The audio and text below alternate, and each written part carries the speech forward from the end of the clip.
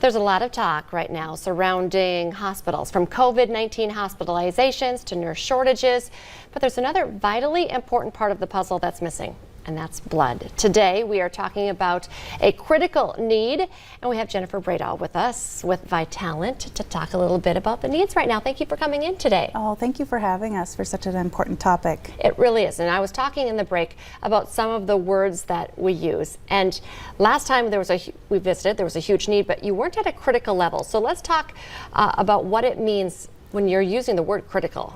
Yeah, that is something that we don't take lightly, and I don't know how much the community realizes that, but we really are trying to be cognizant of what we say, and when we are saying it's critical, we really are to the point of not having enough for the patient's needs, and we don't want doctors to make that decision of who's going to use the blood and who's not. We're down to about a 1-day supply of blood, and we'd prefer to be at about 4 to 5 days is typically where we're at, and so those decisions are having to be made if we don't step it up as far as donations.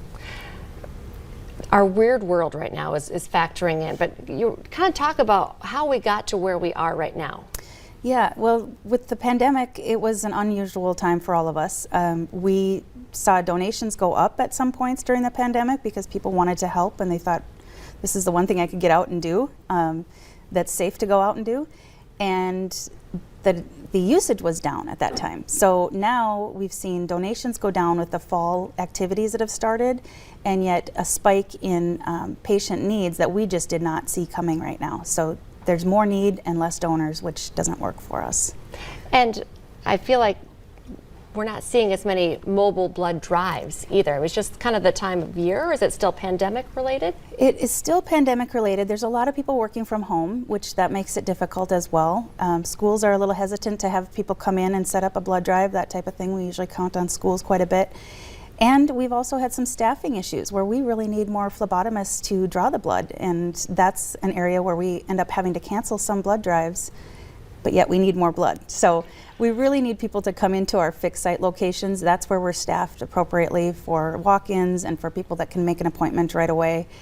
We can handle it there. So where are those locations? What's the best way if right now people at home are thinking, well, I can help, and maybe today or maybe tomorrow? Yes, they can go on to vitalant.org and put in their zip code, and that will show them the closest location, but we do have major locations in Fargo, Bismarck, Minot, and Aberdeen in this area. A big question for a lot of people, well, what if I just got the flu shot? What if I just had my COVID vaccine? What if I just had COVID? I mean, those are questions that might keep people at home but shouldn't. Right, absolutely. There is no waiting period for a flu shot or for the COVID vaccine, so you can come in and donate right away.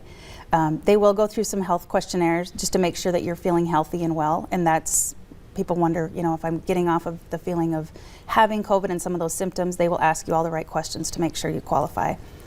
I'm a blood donor. It doesn't take very long. It doesn't hurt. Can you kind of talk through that? I mean, everybody's busy, but it doesn't have to take a lot of time. Yeah, you're right. It's something where people kind of psych themselves out on this whole thing of donating blood, and it's really not anything that people expect it to be, because it's a lot simpler than you would think. What you do is you come in, greeted by some great staff. They will go through an interview and find out if you're healthy and well, basically good enough to donate. And then the donation itself takes about 7 to 10 minutes only. And we give you some snacks afterwards, and you're on your way out the door. Yeah, you are pampered. She's not kidding. Snacks before and after, and they take such good care of you as well. So we'll put some information up on our North Dakota Today Facebook page. Hopefully people can help, and as soon as possible. This isn't like maybe in the next month or two. The need is right now. Right, and people say the number one reason they don't donate is because they're not asking, and I truly am asking. We are in a situation here. Jennifer, thanks for coming in. I appreciate you sharing your message today. Thank you. Stay with us. Coming up next, the experts are in with what you should be thinking about right now to prep your home for winter.